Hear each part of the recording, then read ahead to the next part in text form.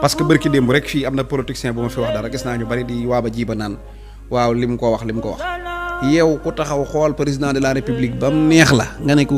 ko yow mii xanaa yow loolu bon sax wala sa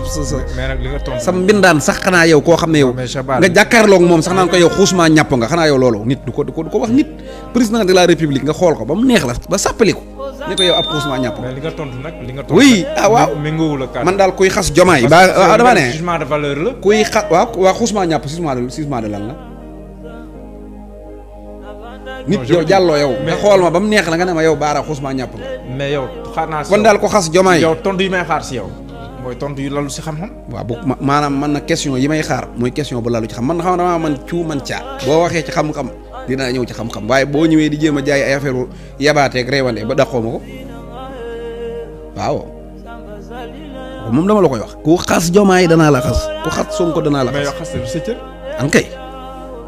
yow wax xam-xam Aboubacar Sadiq dafa toog ak Seydina Mohamed sallallahu alayhi wasallam fan yii sax dégg naa Imaam Dramé naan yonent bi day saaga loolu erreur la waaye Aboubacar daa toog ak yonent bi am ku jóge ca Makka ñëw daa di ne yonent bi sallallahu alayhi wasallam yow sa ñii nga topp nii ba tax nga bàyyi say bokk ay tappet dong lañ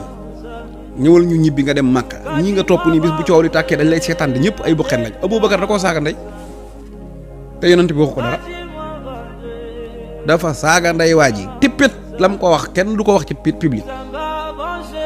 boole ko yàlla mag ñëpp la boole tifaar leen saaga yu mitti te booba yonent baa ngi toog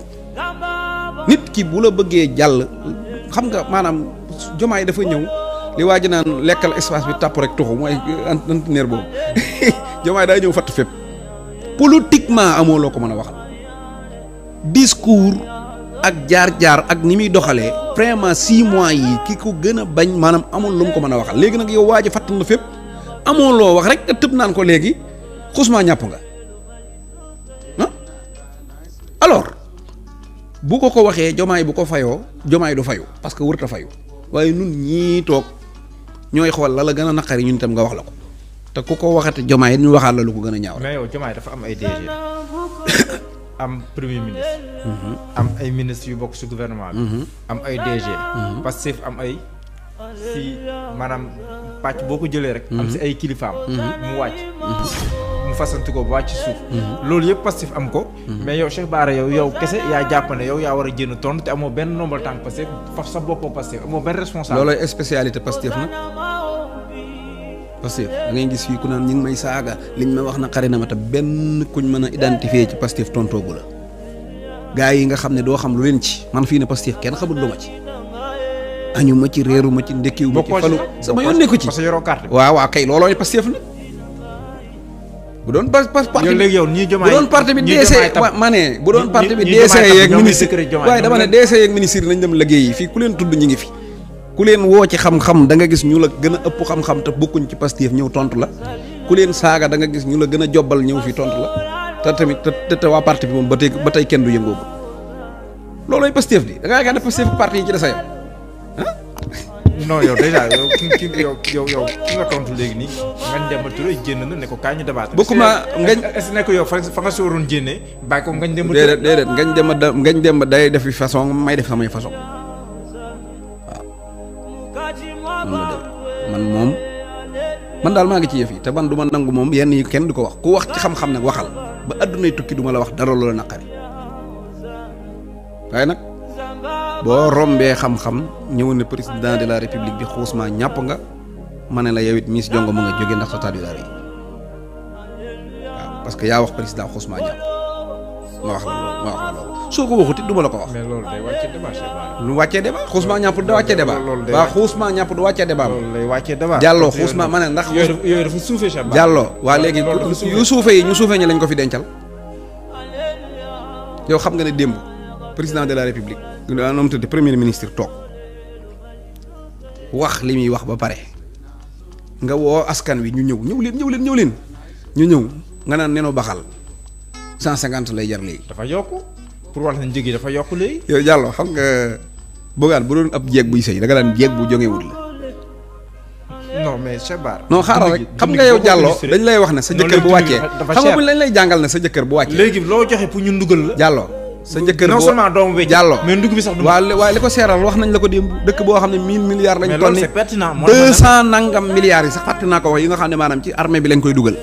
secret défense secret défense rek mu dem dóor mu daanu mais réew moo xam ne loo am gaa yi tonni ko ah kooku kay sëñ bi neenu baxal bu jërul 1500 santal yàlla waaye yow mi ngi mel ne nga dëkk ci kër sëñ bi sa papa ñu sàcc ko 100 millions mu tëj bopp bi na ay waay sama 100 millions ya nga naan ko papa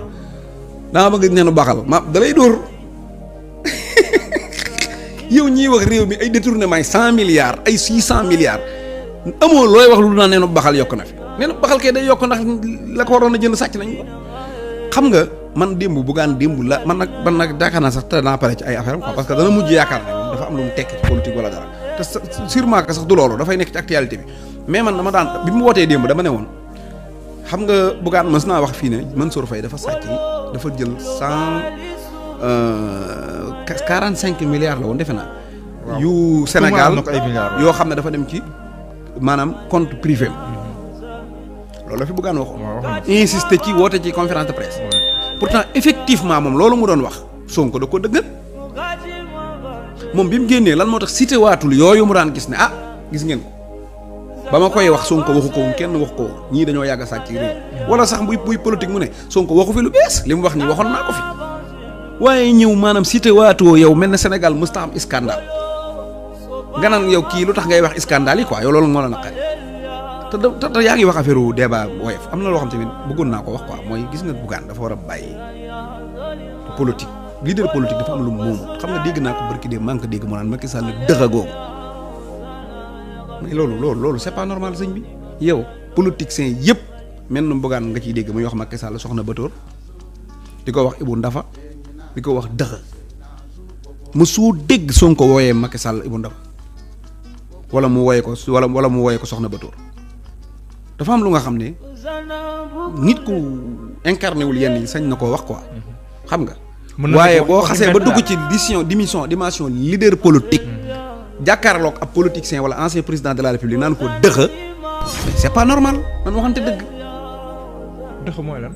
ak dëxa mooy dëxa yi daal ko dëxa sax ku mën a wax comme mooy ku tekkul dara wala yooyu non dëxa mooy nit ñu d'accord